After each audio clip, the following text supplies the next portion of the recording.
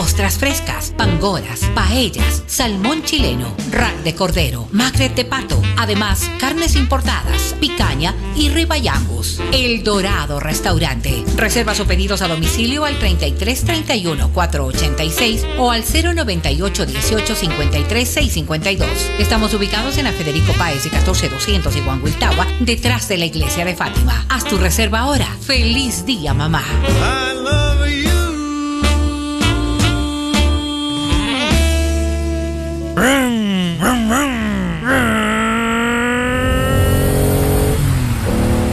Este juguete ya es tuyo, porque en Chery mantenemos el 12% del IVA para que nada detenga tus sueños. Llévate ya tu Tigo 4 Pro a casa con toda la potencia, seguridad, diseño y confort. Potente motor 1.5 litros turbo, 6 airbags, cámara 360 y techo corredizo. Desde $19,990. Con Tigo 4 Pro no necesitas nada más. Chery, innovación que no se detiene. Fin de espacio promocional y publicitario. Usted escucha la revista de opinión Democracia.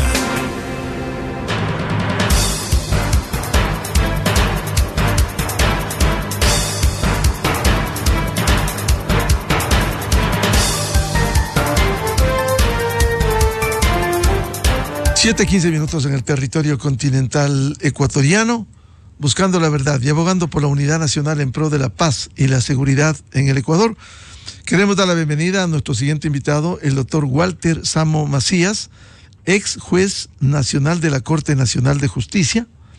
Lo invitamos para analizar algo que día a día queda al descubierto, la infamia que hicieron vocales del Consejo de la Judicatura al perseguir, al suspenderle primero, luego sancionarle, luego destituirle, sacarle de la Corte Nacional, que felizmente fue restituido en la justicia de Quito y volvió a su puesto. ¿Por qué? Por los dictámenes que había pronunciado, uno de ellos, el caso Las Torres, en donde hubo sentenciados en la instancia que le correspondió.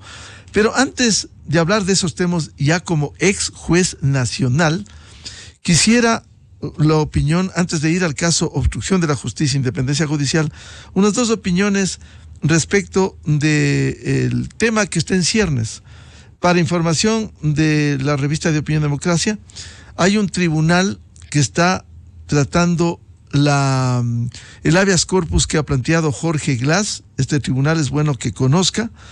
Tribunal de la Corte Nacional, doctora Mónica Heredia Proaño, ponente, doctora Liz Barrera Espín y doctor Adrián Rojas Calle, que esta tarde deben pronunciarse. Anoche hubo las audiencias hasta la medianoche y quedó para hoy la definición si se da o no habeas corpus. ¿Qué piensa usted de su experiencia como ex juez nacional, partiendo de un hecho?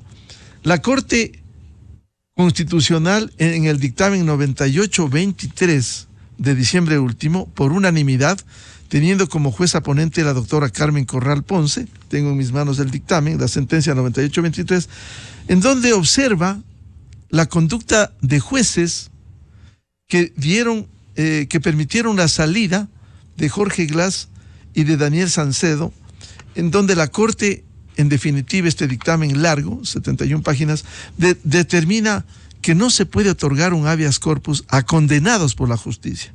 Incluso la Corte pidió que frente al abuso del derecho de los abogados defensores Carlos Alvear y Fausto Jarrín, abogados de Jorge Glass, sean sancionados por el Consejo de la Judicatura. ¿Qué piensa de la concesión, cómo debiera pronunciarse en un caso como este?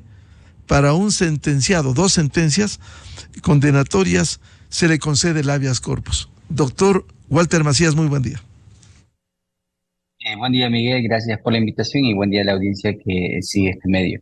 Pues bien, en relación al primer tema que nos atañe, hay que recordar que existe vasta jurisprudencia de la Corte Constitucional en relación a la garantía del habeas corpus. No olvidemos que esta garantía ha sido dimensionada en relación a la privación de libertad en varias aristas, en relación a la privación como tal cuando se está cumpliendo una sentencia condenatoria y también cuando existe una orden de privación de libertad emitida por juez competente. De lo que he podido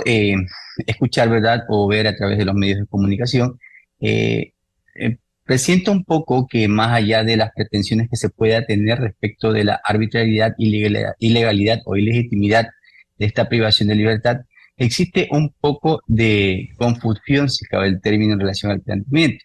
Por cuanto actualmente el ciudadano en mención, el señor Glass, está privado de la libertad, pero sin embargo, las pretensiones, ¿verdad?, con lo que actualmente sucede con su situación jurídica, distan una con otra. ¿Por qué lo digo en este sentido? Por cuanto está privada de libertad y como tú bien dices y traes a colación, tiene dos sentencias condenatorias en firme por las cuales está cumpliendo condenas. Está solicitando, según lo que he podido observar en los medios de comunicación, es que se lo devuelva a la embajada mexicana. Y de lo que se conoce, ¿verdad? Y los últimos acontecimientos que están en auge a nivel internacional, la embajada mexicana como tal, de lo que se ha escuchado y los últimos acontecimientos, hay una ruptura de relaciones entre Ecuador y México. Entonces, ¿a qué embajada quisiera que se lo devuelvan? Son una de las pretensiones principales o personales que solicita el señor Glass.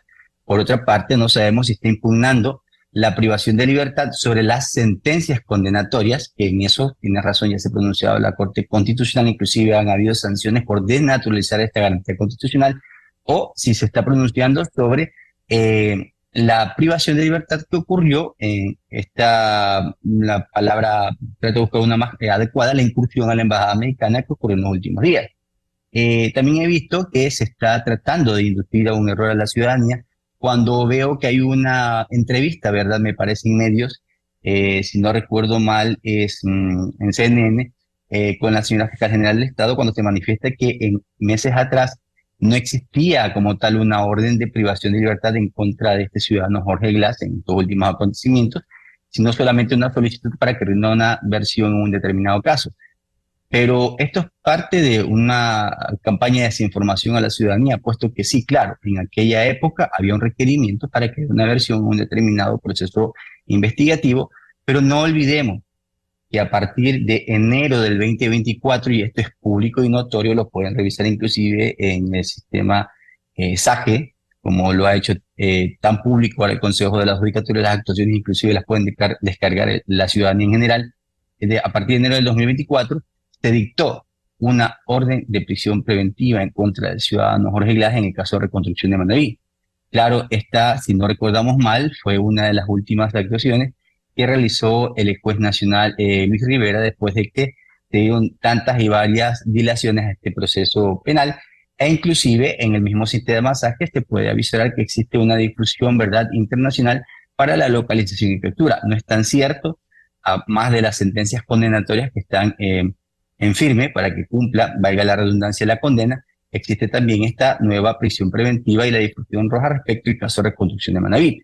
Entonces esto tendría que analizar el Tribunal de la Corte Nacional de Justicia, que actualmente entiendo que se está conformado como Tribunal de la Corte Nacional de Justicia en ese sentido, sería por esta orden de privación de libertad, la última que entendería también debía ser ejecutada por esta prisión preventiva. No tendría otra cabida jurídica, no entendería por qué más, pero lo que sí me causa un poco de extrañeza es esta coincidencia que en cada ocasión en que se conforman este tipo de casos que yo les denomino álgidos, el tribunal que se conforma por los jueces titulares, cuando son este tipo de casos de, digamos, relevancia y connotación social, está conformado con jueces, porque lo que me mencionas, Miguel, eso sí te escuché, parece que el único juez titular es el doctor Adrián Rojas y las otras dos damas son con juezas de la Corte Nacional, con la excepción de que sí se escuchó que y por eso una de las juezas que se excusó fue la doctora Rita Bravo Quijano, porque creo que fue la que legalizó la detención, y eso sí es un ejercicio correcto por parte de ella. No conoce el doctor Walter Macías a estas conjuezas Mónica Heredia Proaño ponente y doctora Liz Barrer Espín, que asumen, además efectivamente del doctor Adrián Rojas Calle. ¿No conoce? Sí, por el contrario, sí las conozco. Lo que trato de dar a entender es que cada vez que se dan este tipo de acciones constitucionales, como ocurre a veces en las cortes provinciales o en los juzgados ordinarios de primer nivel, da la casualidad de que los jueces titulares no aparecen, sino que aparecen los conjueces para resolver este tipo de garantías. Esa es la extrañeza. O sea, si a mí me corresponde resolver un habeas corpus, Da la casualidad de que si yo no quisiera resolverlo o tengo temor o me enfermo o pido una licencia. A eso me refiero y soy muy frontal en ese sentido. Entiendo que una de las jueces era la doctora Rita Bravo, que se excusa y está bien que se haya excusado, porque entiendo que ella legalizó la orden de detención del ciudadano Jorge Glass. Pero, y el doctor Adrián Rojas es uno de los jueces titulares del tribunal, pero no entendería por qué existen dos juezas, no sé si habrá otro motivo de excusa o alguna calamidad, pero siempre da la casualidad que cuando son este tipo de habeas corpus, por lo general se excusan los jueces titulares de la Corte Nacional y actúan las conjuezas o los conjueces. A eso me refiero, Miguel. Por todos los antecedentes que nos ha señalado para pasar a los otros temas y por el dictamen de la Corte Constitucional, ¿no procedería en derecho un habeas corpus para un condenado que tiene 2 sentencias condenatorias como Jorge Glass? ¿No procedería el habeas corpus, digamos? Por el dimensionamiento que se le ha dado y si fuera por la orden de privación de libertad, porque entiendo que es por eso, porque en los medios se ha dado a entender de que no existiría una orden de privación legítima, legal y dictada por juez competente. Insisto, en el caso de Reconstrucción de Manabí, no como se lo está tergiversando en los medios, en primer lugar, que existe desde enero de 2024 una nueva orden de prisión preventiva en contra del ciudadano Jorge Glass por el caso de Reconstrucción de Manabí, una orden de difusión para su localización y captura. Esa orden de privación de libertad fue legalizada el día de esta, digámosle, ingreso, algunos le dicen incursión a la Embajada Americana, y esa orden es la que se ha legalizado en su contra dentro de este proceso penal.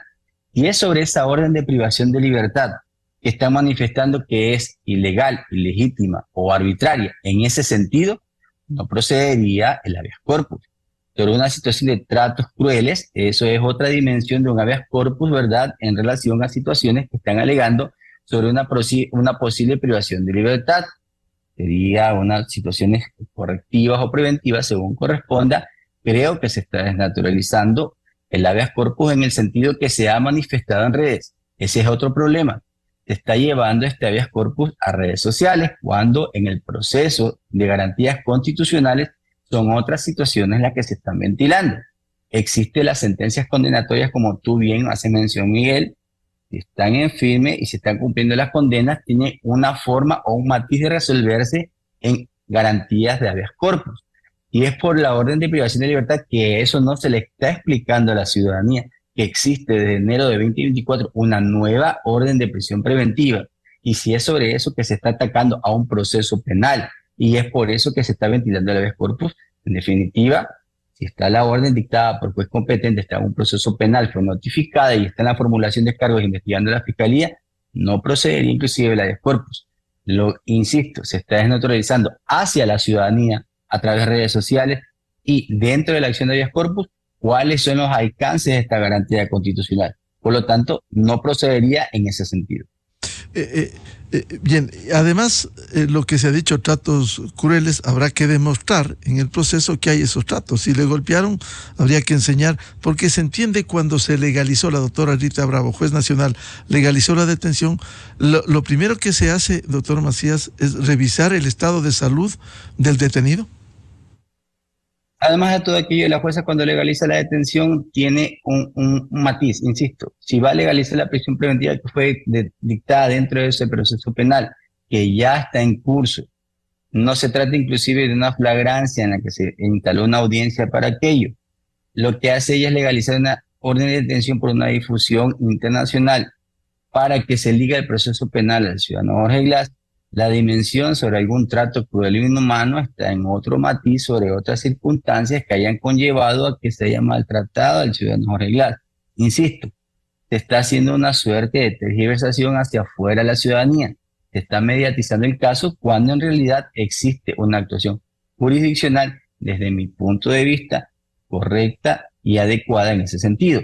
Si existen con cualquier ciudadano tratos crueles, inhumanos o una mala actuación de la Policía Nacional, existen los canales y vías en la justicia ordinaria para tratar aquello, no seguir desnaturalizando las acciones constitucionales como ya se venía haciendo y se ha demostrado desde los casos de obstrucción a la justicia, como se viene viendo en purga, como se viene mostrando en metástasis y como se viene mostrando en plaga, Y creo que es un buen acopio el que tú has mencionado en primer lugar con esta discusión, Miguel, para que la ciudadanía entienda que esta es una suerte de eslabones que han venido por estos sectores que ya conocemos y se ha hecho público, son quienes abusan de estas garantías constitucionales.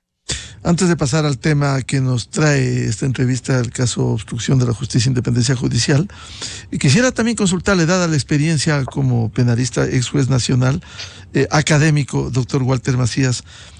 Ayer la ministra de Trabajo, doctor Ivonne Núñez, en su condición de ciudadana, presenta una demanda penal contra el expresidente prófugo en Bélgica por traición a la patria. Y quisiera, para que nos ilustre, el artículo 353 del Código Orgánico de la Función Código Orgánico Integral Penal, el COI, vigente desde el 2014, dice artículo 353, traición a la patria, será sancionada con pena privativa de libertad de 7 a 10 años en tiempos de paz y con pena privativa de libertad de 10 a 13 años en conflicto armado la persona que realice alguno de los siguientes actos aún contra fuerzas aliadas. Numeral 11. Divulgar noticias con la intención de infundir pánico, desaliento o desorden en las tropas o ejecutar cualquier acto que pueda producir iguales consecuencias. ¿Cómo encasillar traición a la patria frente a lo que se le acusa al expresidente, que públicamente ha pedido sanciones contra el Ecuador, incluso sanciones económicas, bloqueos? ¿Qué piensa usted de un juicio penal por traición a la patria? Miguel, en este sentido hay que recordar que todo ciudadano, ¿verdad? Inclusive el expresidente Rafael Correa, tiene la obligación de respetar el orden constituido. Por eso existen derechos y obligaciones dentro de la Constitución de la República del Ecuador. Y sobre este mismo sentido existen bienes jurídicos protegidos, ¿verdad? Que si se rebasan estos límites, afectan, ¿verdad?, no solamente a un ciudadano, sino a un conglomerado como Estado. En este sentido, no se pueden rebasar aquellos. Y ahí viene lo que se llaman conductas penalmente relevantes. Y si se rebasa aquellos, se cometen esto que comúnmente la ciudadanía conoce como delitos.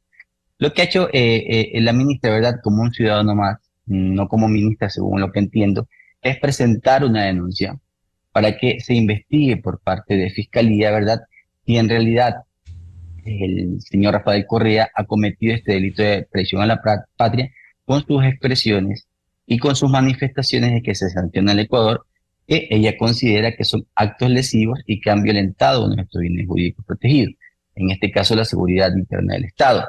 Lo que tiene que hacerse en este caso es que a través de aquello iniciar las investigaciones y definir si en realidad encasillan en esta conducta penal, ¿verdad? No te podría adelantar un criterio en relación a que si ha cometido una conducta o no, porque recuerda que existe una responsabilidad también en otro lado por la persona que denuncia y estas estimaciones tendrá que realizar una investigación exhaustiva a Fiscalía General del Estado. Pero eso sí, como otro ciudadano más también me sumo al hecho de que no podríamos hacer unas expresiones sino a través de como lo ha hecho el gobierno, a través de los canales diplomáticos para establecer cuáles son las líneas de relación directa de lo que ha ocurrido o no. Ya se han pronunciado los organismos internacionales, inclusive en el sentido de que ni siquiera se sanciona como tal al Estado ecuatoriano, se hacen llamados de atención a respetar los convenios internacionales, pero al final del día, ¿qué es lo que se manifiesta? Que se establezca un canal de comunicación y relación para restablecer, ¿verdad?, la cordialidad entre los estados. No puede venir en ese sentido un ciudadano más a establecer una suerte de conflicto internacional entre dos naciones y a través de esto sí está rebasándose, eso sí lo puedo decir, lo que como obligación de ciudadano tenemos en mantener, ¿verdad?, la cordialidad interna y externa y no crear una situación de conflicto. Y puede llegar en algún momento, no lo sabría porque tendré que escuchar muy atentamente las expresiones, inclusive de carácter no solamente diplomático, sino armado. Y ahí sí estaríamos en la obligación de analizar, en el caso de que fuera la Fiscalía o el juez que le corresponda, si existe la conducta penalmente relevante, no solamente en ese numeral que me acabas de mencionar, sino que encasille con el delito de traición a la patria. Bien, vamos con el caso obstrucción a la justicia denominado independencia judicial, en donde están procesados Vilma Terán, Javier Muñoz, Maribel Barreno, que de alguna manera, para darle un calificativo, se ensañaron contra el juez nacional entonces, Walter Macías, lo suspendieron, luego lo destituyeron, y hoy, por testimonio de testimonios anticipados y colaboración eficaz, entre ellos Alex Palacios, brazo derecho de Vilma Terán, se conoce cuál fue la manera como manipularon en contra suya. Usted también ha seguido este caso, según hemos visto. ¿Qué ha pasado? Estos testimonios, ¿qué dejan al descubierto lo que sucediera en el Consejo de la Judicatura? Sí, para conocimiento de la ciudadanía, sí, tienes razón, Miguel, yo participo como parte procesal dentro del caso que se sigue por el delito de obstrucción a la justicia, que la Fiscalía ha denominado caso de independencia judicial. Se han dado los testimonios, ¿verdad?, de el ex vocal Javier Muñoz, de el abogado Alex Palacios, quien era director de asesoría jurídica en esta época del Consejo de la Judicatura, y de la abogada Marcela Vaca, que en esa época era la subdirectora nacional de control disciplinario. En primer lugar, el ex vocal Javier Muñoz relata, entre otras cosas, que hubieron acercamientos, en primer lugar, con el expresidente Rafael Correa, con la finalidad de dar un apoyo total al expresidente del Consejo de la Judicatura, Wilman Terán, con la finalidad de que se apoyen todas sus decisiones. Hay la intervención también de ex jueces nacionales, en este caso, como es público y notorio, lo puedo mencionar, los ex jueces Byron Guillén y Luis Rivera, y inclusive hay un operador de por medio que era un ex coordinador del juez Guillén, que era el abogado Fabricio Menéndez, que actualmente continúa como juez de lo contencioso administrativo de Manaví. Esto tendrá que observarlo el señor Álvaro Román, que es el presidente de la Judicatura, que acciones tomará, puesto que ha tomado otras en ese sentido con otros jueces que están inmersos en ciertos casos. Y aparte de aquello, también un ciudadano que tiene o tenía conexiones directas con el expresidente Correa. El fin era cumplir, ¿verdad?, ciertas cuestiones que habían pactado a favor de todos estos ciudadanos, ¿verdad?, los ex jueces, el expresidente Terán, con la finalidad de conseguir un objetivo que era resolver el recurso de revisión, ¿verdad?, del caso Sobornos, y aparte de esto mantener en la presidencia al doctor Wilman Terán, porque ya se había dado un objetivo que era haberlo designado como tal. Luego de aquello también, cuando se conforman las mayorías en el Consejo de la Judicatura, cuando hay este cambio, cuando ingresa Wilman Terán, una de las suertes de confabulación era captar, ¿verdad?, los votos para tomar las decisiones. Ahí aparece la doctora Maribel Barreno, que una de sus exigencias era destituir sí o sí al juez Walter Macías, toda vez que llevaba el caso denominado Vocales, que se seguía por tráfico de influencias en su contra y en contra del vocal Juan José Morillo. Entonces se dio toda esta persecución administrativa que lo denominé en un momento, pero en realidad ha sido una situación delictual que se ha evidenciado en el caso de independencia judicial, en el cual elaboraron un sinnúmero de sumarios disciplinarios. Al inicio eran 3, pero como ustedes podrán ver, se han revelado que han sido las denuncias presentadas por Maribel Barreno, la denuncia presentada por Esteban Salí de la Torre, sentenciaron caso de Las Torres. Luego de aquello también aparecieron nuevas, como la presentada por el señor Pablo Flores, que también era sentenciado en el caso de Las Torres, las famosas denuncias presentadas por esta ciudadana Marcela Paola Rubira Rendón, de las famosas entradas de Bad Bunny que le hicieron tanto auge en los medios de comunicación, que también otras de la denuncia falsa, la famosa denuncia también presentada por, fabricada por este director provincial Marcelo Villegas de Manaví, que se trataba de supuestamente documentos falsos para ser juez nacional, un sinnúmero de situaciones, pero toman la denuncia de Esteban Salí de la Torre para poder primero suspenderme y luego destituirme. Pero esto sí lo deja claro tanto Javier Muñoz como Alex Palacios y Marcela Vaca en sus testimonios anticipados, que era una disposición de esta mayoría en base a un pedido y una exigencia de la vocal Maribel Barreno para no desarmar esta mayoría. Aparte de eso, entraron operadores como los asesores de estos vocales, que también influyeron en todas estas decisiones, y los subdirectores de control disciplinario de aquella época, que también colaboraron con los informes, y otros funcionarios que también. Hay algo también interesante, Miguel, y que la ciudadanía conozca. También se manifestó que operaban con los directores provinciales de Manabí y de Pichincha, el señor de Pichincha era Santiago Arauz, de Manabí Marcelo Villegas, para que controlaran a los jueces de dichas jurisdicciones y también cooptaran a jueces de dichas jurisdicciones y funcionarios para que no permitieran la presentación de ninguna garantía jurisdiccional que pretendiera presentar de forma directa o a través de terceros Walter Macías para poder regresar a su cargo. Y manifiestan en algún momento que no, que siempre controlaron, por esto y ahora sí queda claro, por eso efectuaron en esa época traslados de jueces, ¿verdad?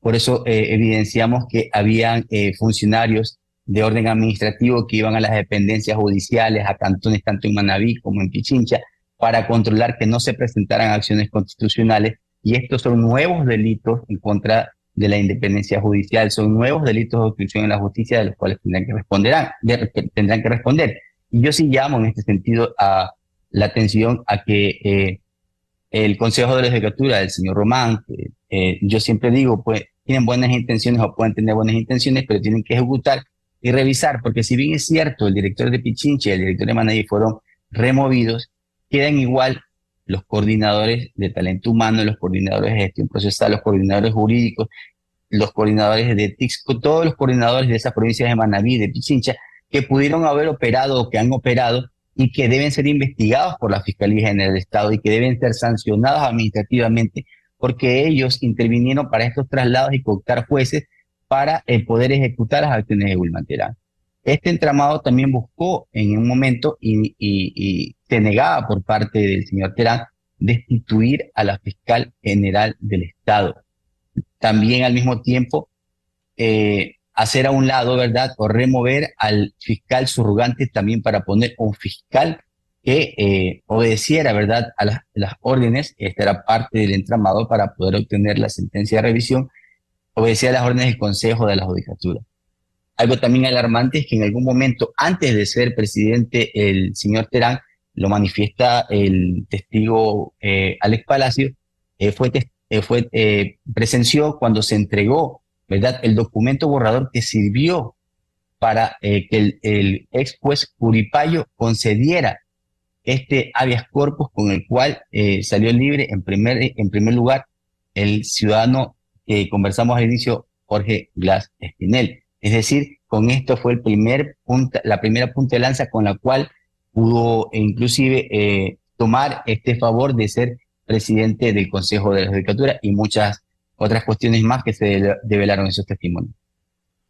Doctor Macías, esto demuestra cómo se complotaron para sacarle a usted por los dictámenes que había y los procesos que tenía en sus manos para bloquear, y por eso lo sacaron temporalmente. Incluso en el caso de Las Torres, quisiera preguntarle, ¿en qué estado, usted ya está fuera de la Corte, en qué estado quedó luego de su dictamen como juez ponente del fallo condenatorio? Incluso Esteban Celi de la Torre, que usted mencionó, ¿él tiene orden de prisión o él puede pasearse tranquilamente en Quito?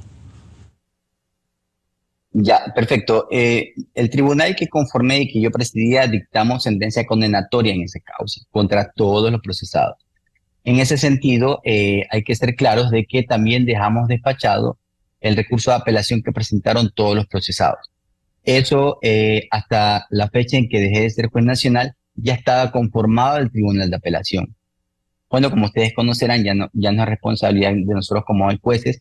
Yo he conformado un tribunal de apelación. Con estos cambios y designación de nuevos conjueces, los tribunales se han reconformado. Hasta la fecha, tengo entendido, no se ha señalado la audiencia de apelación. Los procesados como tal, en el caso de Las Torres, el único que pasó, digamos así, por nuestras manos como tribunal de juicio fue la situación jurídica del señor Pablo Celi de la Torre, que cuando estuvo con nosotros cumplió 65 años de edad y la situación de él fue que quedó con arresto domiciliario y con el dispositivo de vigilancia electrónica y, claro, la prohibición de salida del país, esas medidas que son correspondientes por la edad.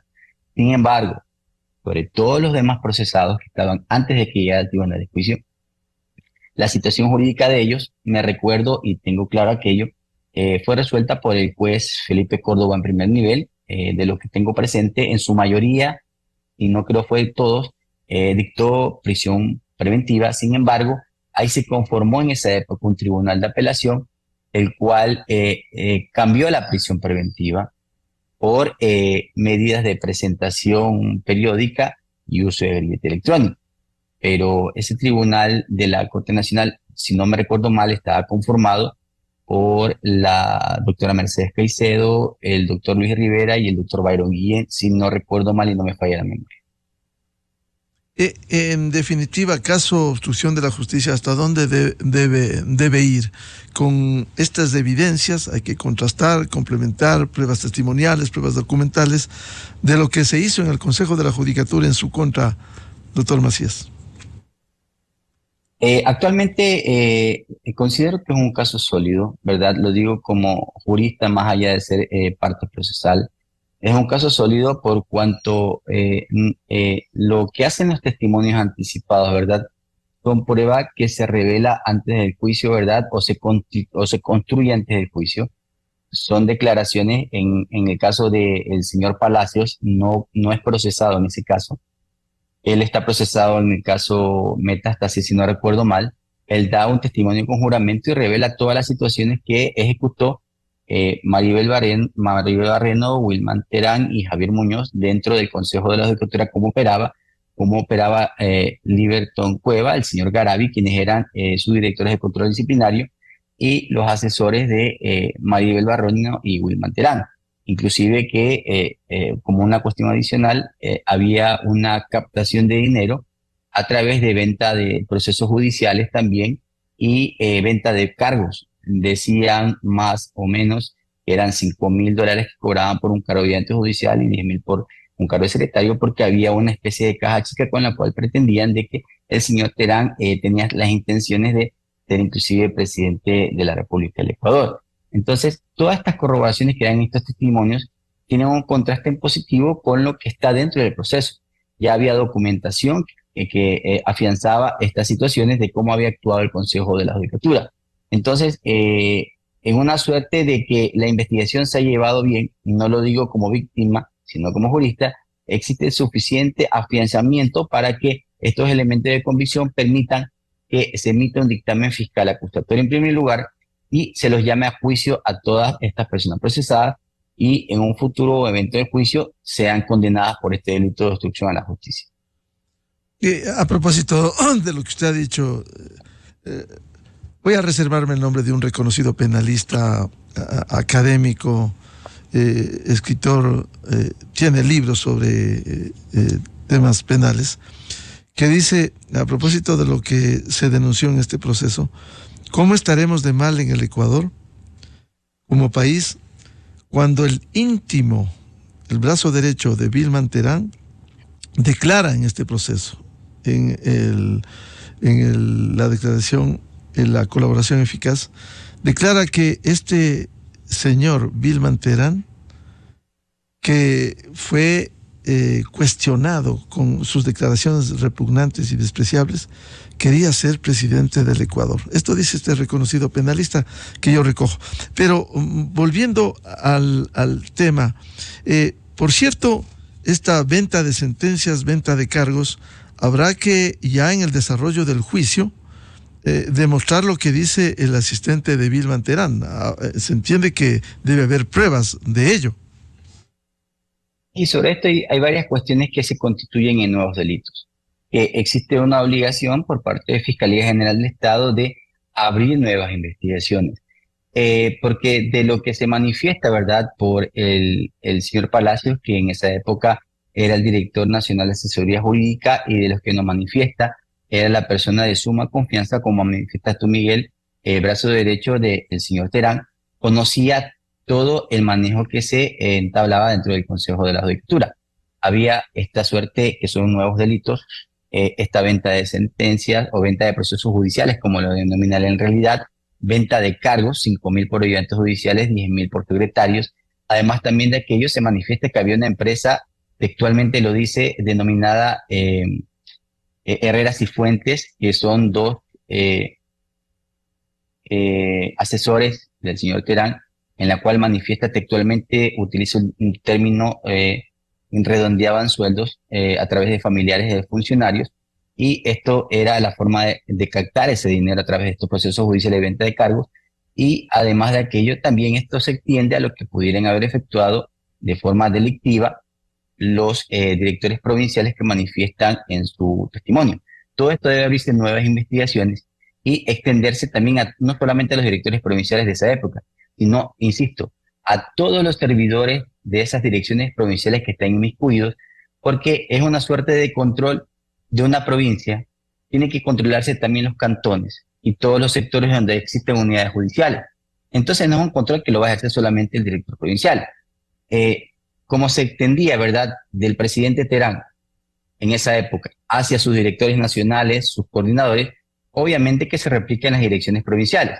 También se tiene que haber extendido del director provincial hacia sus coordinadores provinciales, hacia sus analistas y hacia sus responsables en cada unidad judicial para hacer ese control delictual, ¿verdad?, en esta situación de trama de corrupción, que no se le puede llamar de otra forma porque ya es público y notorio, que se ejercía a través del Consejo de la Judicatura, en el cual están inmiscuidos también, de lo que se entiende, jueces, ¿verdad?, como se ha evidenciado en Purga, Metástasis y Plaga. Todos estos son nuevos episodios que tienen que ser investigados.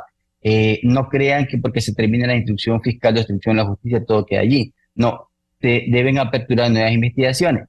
Y en el caso de que la Fiscalía General del Estado decida hacerlo, me imagino que debe ser inmediatamente con el cierre de la instrucción fiscal, o en estos mismos momentos podría estar abriendo esas investigaciones, porque la ley penal no le impide que lo haga en este momento, porque ya se está enterando de estas nuevas situaciones delictivas. Inclusive puede ejecutar los actos investigativos como lo ha hecho en los casos de Metástasis, Purga y Plaga. Quiero preguntarle al doctor Walter Macías, ex juez de la Corte Nacional, algo que ha sido público y notorio dentro de tantos testimonios, tantas versiones que se han dado en el caso Metástasis, también Purga y también Plaga, y que más vendrá, obstrucción de la justicia, independencia judicial.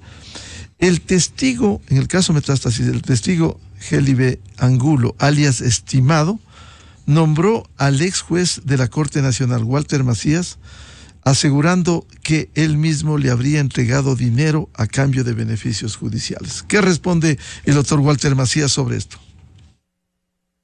Es fácil, Miguel. No sé si ustedes recordarán que dos cuestiones. La primera, hay que hacer memoria que dentro del caso de Metástasis, que ha sido tan público y notorio, no hace nunca una mención dentro de estos chats delictuales que tuvieron todos los procesados de este caso, inclusive este señor Gélibe Angulo, y estos chats están colgados inclusive en la página de la Fiscalía General de Estado.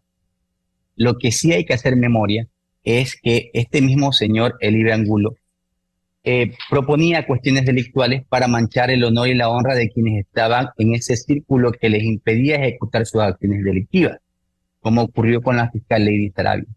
Ustedes recuerden este ejemplo que lo está replicando con Walter Macías, este señor Angulo, es el hecho de que se le disponía, ¿verdad?, cuando estaba de viaje la fiscal Sarabia, de introducirle $40,000 a la cuenta y después hacerlo público y empañarla en un medio digital, no voy a decir el nombre, voy a olvidar el nombre, para desprestigiarla. O cuando también manifestaba que en un determinado momento querían atentar contra su vida y hacerlo parecer como que eso algo casual. Esto es una conducta delictual de este tipo de organizaciones criminales, y en el caso actual, puesto de que está siguiendo esta suerte de que somos una piedra en el zapato como la doctora Sarabia, y se está siguiendo el hecho de que estamos combatiendo la corrupción desde cualquier lado que estemos, no somos jueces nacionales. Únicamente en este último testimonio se pretende mencionar una situación que nunca se mencionó en el caso Metástasis, con una suerte de querer manchar la honra y el honor de quien fue juez nacional, y que no tiene una corroboración periférica por ningún lado dentro del propio caso Metástasis y tampoco fuera de él, por un lado. Por otra parte, no olvidemos de que esta situación lo que hace es querer entorpecer un posible seguimiento, ¿verdad?, de alguna aspiración que pueda tener el señor Macías, y principalmente 2 días antes de ese testimonio anticipado del señor Angulo, yo a través de mi cuenta en la red social X había posteado y había hecho eco ante el señor Álvaro Román, que es el presidente de la Judicatura, que en la Dirección Provincial de Manabí se había archivado una investigación disciplinaria por una falta de destitución en contra del hermano de Elibe Angulo, 2 días antes de eso.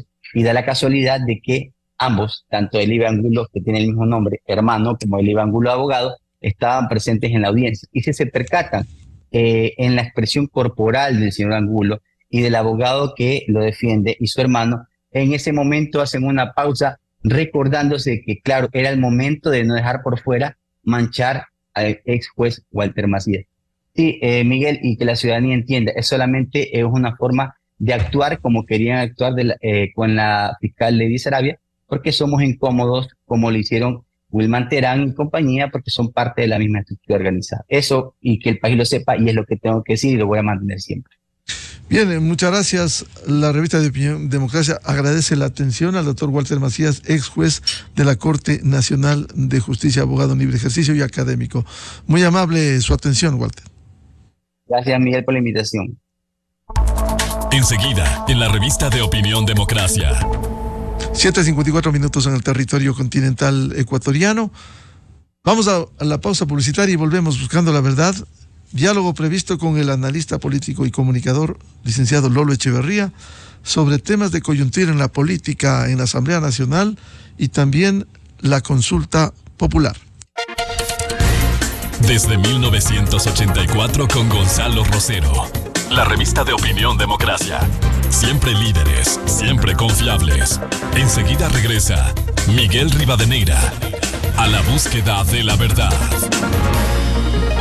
Bonjour y Quesos Kiosco presentan